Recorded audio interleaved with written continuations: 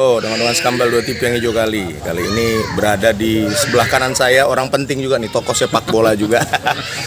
Mantan anggota dewan katanya, tapi mudah-mudahan nanti periode depan balik lagi beliau nih. Amin. Tapi Wak, sebenarnya sebelum kita masuk ke pertanyaan, Wak, di kebun bunga ini semua kucing-kucing itu Wak selalu pelihara. Memang dari kecil atau gimana, Wak? Ini sedikit aja nih, Wak. Kucing ini kan hiburan ini, artinya sambil kita lihat kucing-kucing itu banyak yang nggak makan, nggak apa kan. Ini kan banyak penduduk yang apa. Jadi ya kebetulan sesekali kita kasih makan biar bisa ya bukan orang aja kan, kucing binatang juga harus gitu. Sampai dikasih nama lagi, Wak, ya? Ya kasih nama lah kucing-kucing yang ada di kebun bunga ini ya kan. Tapi dari kecil memang, maksudnya? Ya memang saya hobi kucing dari kecil, memang saya suka melihara kucing. Gitu ya, Wak, ya. Jadi bisa dikatakan semua kucing-kucing yang liar jadi jinak di tangan ketua ya? Iya, itu. Wah, nih nanya lah, Wak. Mungkin untuk Kota Medan ketua lah, bisa dikatakan ketua Nanda lah yang pegang peran penting sebenarnya di persepak bolaan kan, karena kita lihat PSMS Medan, Persatuan Sepak Bola Medan juga bisa dikatakan belum bisa melompat lebih tinggi ke Liga 1. PON juga yang banyak juga putra-putra dari Kota Medan juga belum bisa memberikan prestasi. Nah, kira-kira gimana, Wak? Apalagi tambah kita PON berikutnya kan di Sumatera Utara nih. Bukan tidak mungkin pesepak bola dari Medan ini dipercayakan untuk menggunakan jersey tim Sumur. Kira-kira gimana, apa 2022 ini langkah-langkah yang kita lakukan, Wak? Setelah kemarin kan pernah ngobrol sih kita karena Covid jadi terkendala. Sekarang mungkin sudah banyak kemudahan juga. Mungkin kita pengen bersama lah dengan Covid ini, hidup bersama lah. Kira-kira gimana, Wak? Program-program dari Askot sendiri, Wak? Yang pertama kita prihatin ya dari Askot PSSI Kota Medan melihat PON kemarin kita gagal, dan terakhir tim kebanggaan kita yang kita cintai PSMS Medan juga gagal menuju Liga 1 yang mana yang diharapkan oleh masyarakat. Jadi untuk tahun 2022 ini kalau kita lihat selama ini, kenapa kegagalan itu, kalau saya bilang salah satunya kurangnya persiapan yang lebih matang. Nah, jadi artinya terima kasih kepada Wali Kota Medan Bobi Nasution yang mana sudah bersama dengan Dispora dan KONI sudah mulai membenahi terutama sepak bola di Kota Medan. Itu sudah ditandai dengan antar klub kemarin. Dan hari ini mungkin besok kita adakan pembukaan untuk yang mewakili Piala Suratin di Kebun Bunga dan Lapangan Hoki. Ada 30 SSB yang ikut Kota Medan untuk siapa yang juara nanti akan mewakili Kota Medan dalam rangka Suratin Cup yang dilakukan oleh Askot PSSI Sumatera Utara. Oh, itu program yang paling dekat ya? Paling dekat. Usia 15? Usia under 13 dan under 15. Oh, nanti lapangannya di Kebun Bunga dan di Lapangan Hoki Medan. Berarti yang usia 13 lapangan hoki lah mungkin, Iya. Siap. Jadi target kita sebenarnya kompetisi ini apa setelah mereka menang ini kemana nanti, Wak, kira-kira? Atau hanya internal kita saja nanti? Enggak, kita internal dan nanti siapa yang juara mewakili Kota Medan. Karena kan kita tidak bisa menunjuk siapa yang mewakili Medan tanpa kita harus bertanding antara SSB yang ada di Kota Medan. Dan langkah selanjutnya setelah ini nanti kita kan ada kegiatan bersama Dispora Kota Medan. Itu under 13, under 15 dan under 17. Bersama dengan KONI juga under 19. Artinya jenjang ini dari mulai nanti kita bikin under 10, 13, 15, 17, dan 19. Jadi kita harapkan juga nanti bukan saja Askot PSSI Kota Medan, tapi PSMS Kota Medan juga harus memperhatikan pemain-pemain muda, karena kita tahu SSB ini setelah umur 17 tahun dia tidak lagi bisa bermain di SSB. Berarti dia bermain di klub. Sementara kompetisi di klub di PSMS ini dan ini baru dimulai. Harapan kami juga PSMS juga harus mencari pemain-pemain muda, minimal dibuat suatu akademi sepak bola. Kenapa akademi sepak bola ini perlu di dalam PSMS Medan untuk bisa persiapan lebih matang, nantinya bisa anak-anak Medan juga bisa memperkuat PSMS Medan tanpa dari daerah-daerah. Karena kita tahu juga, Wak, kalau kayak misalnya pemain-pemain PSMS Medan sekarang lah banyak yang langsung terbang ke Liga 1. Berarti punya kualitas sebenarnya putra-putra. Sebenarnya kita Medan ini dari mulai Egy kan kemarin membuat PSSI, ada Stopper Deli Sada membuat usia anak under 16. Sebenarnya kita banyak bibit-bibit talenta kita, tapi setelah umur 17 tahun mereka itu hijrah. Itu saya kemarin saya sampaikan dengan Wali Kota Medan. Alhamdulillah apresiasi Wali Kota Medan dan mengharapkan bisa nanti anak-anak Medan ini bisa bermain di Medan karena karena nggak adanya kompetisi. Betul. Kalau ada kompetisi dulu kita tahu PSMS ini hebat dulu di Perserikatan 83 85 juara. Kenapa? Karena kompetisi berjalan dengan baik. Ada divisi utama, divisi 1, divisi 2 yang kita tahu bersama waktu itu. Tapi habis itu setelah ini saya lihat malah tidak ada kegiatan yang seperti itu.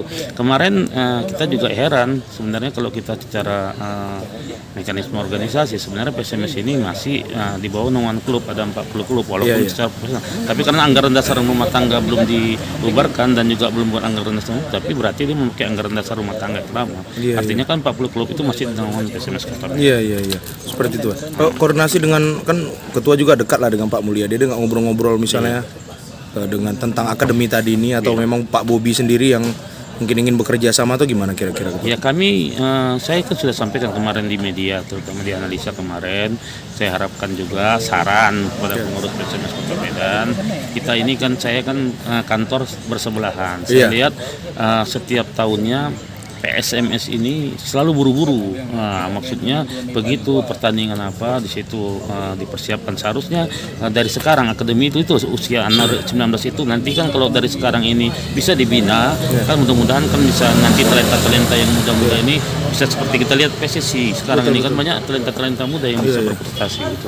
Oh seperti itu ya. Jadi sebenarnya komunikasi juga sudah dibangun dengan Pak Mulyadi juga. Pak Mulyadi kami juga sharing-sharing. Memang beliau kita tahu kesibukan beliau. Yang kedua juga memang seharusnya jangan beliau lah yang menangani karena dia kan mengangkat manajer tim pengurus maunya dibentuk lagi siapa yang menangani akademi ini, siapa yang menangani under 17 itu artinya PSMS membuat gebrakan seperti itu.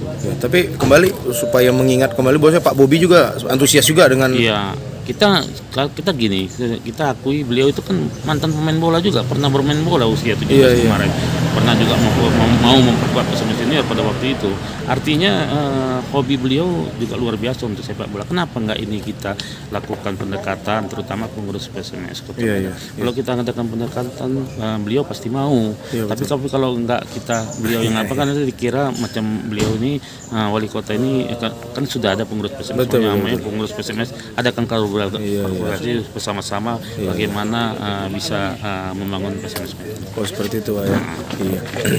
Wah ini sedikit di luar sepak bola boleh nih Wah, aku kan anak muda yang baru-baru lah gitu mendengar ketua lah, proses ketua sampai ke dunia politik pernah katanya jual rokok segala itu gimana memang karena kan banyak orang mohon maaf ketua Anda pikir itu pasti orang kaya ini pasti udah jadi gara-gara kaya, jadi gimana gua? Ya itu kan di dalam satu organisasi itu kan butuh proses. Kebetulan saya jalani proses itu pasca reformasi itu mempunyai peluang bagi saya karena terus terang waktu sebelum reformasi itu semua boleh dikatakan anggota DPRD dan pengurus partai itu orang yang punya uang, punya ini. Tapi kita karena semangat tinggi, kita walaupun kita memulai itu dari jaga malam, dari pernah bawa beca dan juga jaga parkir, udah itu kita jual rokok. Jadi artinya proses itu berjalan, tapi kita berusaha karena kita mulainya dari nol juga, dari tahun 86 kita sudah berpartai secara perlahan, secara proses, alhamdulillah sampai sekarang ini. Tapi next memang ada keinginan lagi maju atau gimana? Ya ingin, karena apapun ceritanya muara politik kita ini kan memang kita kurang keberuntungan, mudah-mudahan di tahun 2024 ini diizinkan Allah dan mungkin kita harapkan juga ada dukungan daripada seluruh masyarakat yang amin. Semoga terjadilah kan amin yang kita inginkan.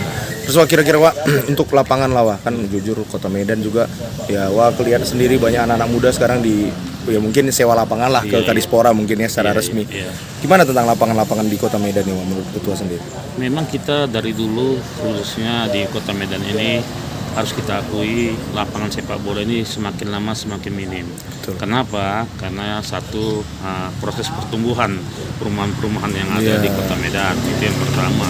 Yang kedua juga sengketa-sengketa yang terjadi, pemerintah Kota Medan selalu diapakan dengan sengketa yang katanya punya garis keturunan apa sampai sidang-sidang. Itulah prosesnya. Jadi kita tengok seperti di Krakatau, Gajah Mada tuh masalah tuh. Ada Krakatau dan juga dulu di Polonia itu Annam ada pernah dengar sepak bola. apa. Tapi setelah ada perumahan sudah hilang semua di lapangan dekat Lauri itu Polo Iya, Tio. Artinya apa? Semakin lama semakin berkurang. Sementara kalau kita mau berprestasi kita harus punya sarana dan prasarana. Betul Bang. Oke. Dengan Pak Bobi ngobrol kemarin, ada juga kira-kira ketua sampaikan, ini ke lapangan nih Pak Bobi atau gimana kira-kira? Ya, memang beliau ini sangat antusias. Kemarin kalau beliau malah membangun ini kebun bunga ini dalam waktu dekat. Mungkin Sentelban ataupun Teladan juga dibangun beliau. Ini suatu hal yang sangat luar biasa menurut saya. Artinya mudah-mudahan beliau juga bisa. Karena kemarin saya juga diundang waktu itu. Kemarin ada 9 lapangan sepak bola yang mau dibangun di Kota Medan, termasuk beberapa di Labuhan, di Marelan, yang ada memang pemerintah Kota Medan ini akan dibangun oleh Wali Kota Medan. Ini suatu hal yang kita rasa sangat baik dan kita memberikan apresiasi kepada pemerintah Kota Medan. Mudah-mudahan apa yang disampaikan itu akan terwujud dan semua lapangan sepak bola ini bisa digunakan oleh masyarakat di sekitar. Amin. Terakhir Wak, untuk ini kan bulan 1 ini sudah langsung ada kompetisi usia 15-13. Untuk nextnya lagi Wak, kira-kira dari Ascot sendiri? Ya, ini awal dari memasuki tahun 2022 dan kita seperti saya sampaikan tadi, kita bekerjasama dengan Dispora akan melakukan under 13, under 15, 17 dan dengan KONI 19 kita juga nanti menggandeng swasta untuk membuat under 10 nanti di bulan 5 atau di bulan 6. Jadi bisa dikatakan usia dini lah ini yang kita prioritaskan dulu ya. Karena kita terus terang Medan ini sangat kekurangan pemain ya. Yang dulu kita tahu Parinsiagian, Sila, anak-anak Medan, almarhum Ismail Ruslan dan lain-lain ya. Alhamdulillah sekarang sudah nggak ada lagi yang seperti itu kan gitu.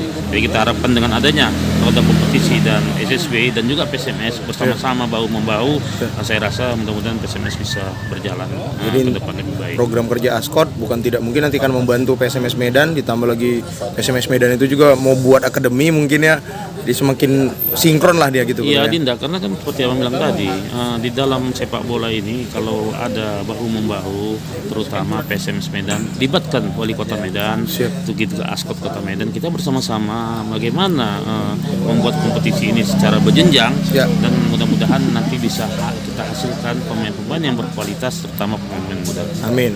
Oke, betul. Kira-kira ada ketua kalimat terakhir mungkin ini untuk anak-anak sepak bola yang sebentar lagi akan bergembira dengan kompetisi-kompetisi digelar oleh Ascot, ketua? Iya, kami minta kepada seluruh masyarakat, terutama pelajar ataupun yang masih sekolah sambil pendidikan formal di dalam sepak bola ini juga industri. Karena kenapa saya bilang industri? Banyaknya pemain-pemain sepak bola ini kalau dia baik bisa melebihi dari lapangan kerja. Jadi harapan saya kepada adinda-adinda anak-anak kami ini yang masih usia-usia dini ini sambil belajar jangan lupa juga berolahraga, terutama sepak bola, hindari bermain game dan hal-hal yang tidak diinginkan. Teruslah pacu dengan saya yakin kalau kita berusaha sekuat tenaga dan orang tua pasti ikut juga mendukung anak-anaknya, saya rasa nanti anak-anak kita juga bisa terhindar daripada narkoba ataupun kita hindarkan daripada hal-hal yang merusak ataupun generasi kita. Baik, itu dia dong-dongan percakapan singkat 13 menit dengan beliau, tapi sudah banyak ilmu yang kita dapat. Sejarah beliau juga mulai dari dasar, intinya buat kita juga ingin maju. Beliau salah satu suri toladan kita juga, mudah-mudahan kita tetap bersemangat, mau berusaha. Betul, itu aja mungkin. Mudah-mudahan beliau juga tetap sukses, sehat. Makasih banyak ketua. Thank you. Oke.